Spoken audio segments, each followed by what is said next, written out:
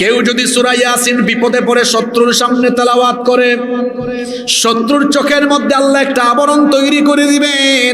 আর সূরা ইয়াসিন তেলাওয়াতকারী লোকটাকে যিনি হেফাজত করবেন তিনি কে? এই সূরার আরেকটা নাম 6 নম্বর এবং সর্বশেষ নাম হলো সূরাতুল কাদিয়া, লিআন্নাহা তাকদি লিহাজাতি সাহিবিহা। এটাকে সূরাতুল কাদিয়া ইয়ানি আত-তাকদি, এটাকে হাজত পূরণের সূরা বলা হয়। এই সূরা যারা পড়ে আমল করে আল্লাহ এদের সব অভাব অনটন দূর করে দেন। সুবহানাল্লাহ।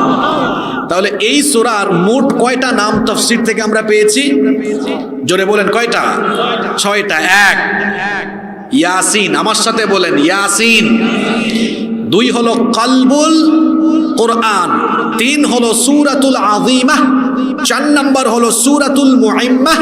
5 নম্বর হলো সূরাতুদ দাফিআহ। 6 নম্বর হলো সূরাতুল কাদিয়া।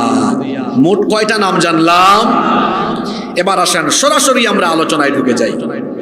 সওয়াবের নিয়তে তেলাওয়াত করা যাবে তো? সবাই আমার সাথে পড়েন, আউযু বিল্লাহি মিনাশ শাইতানির রাজিম, বিসমিল্লাহির রাহমানির রাহিম, ইয়াসিন ওয়াল কুরআনিল হাকীম।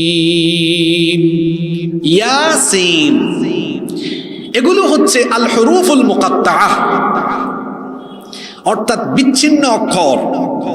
আপনারা কোরআন তেলাওয়াত করলে দেখবেন কোরআনের অনেকগুলো সূরা আরম্ভ হয়েছে বিভিন্ন কালিমা, বিভিন্ন ওয়ার্ড, বিভিন্ন শব্দ দিয়ে। যেমন আলহামদুলিল্লাহি রাব্বিল আলামিন কালিমা দিয়ে শুরু হয়েছে। আবার কোরআনের 14টি, আবার কোরআনের 29টি সূরা আরম্ভ হয়েছে অক্ষর দিয়ে, হরফ দিয়ে।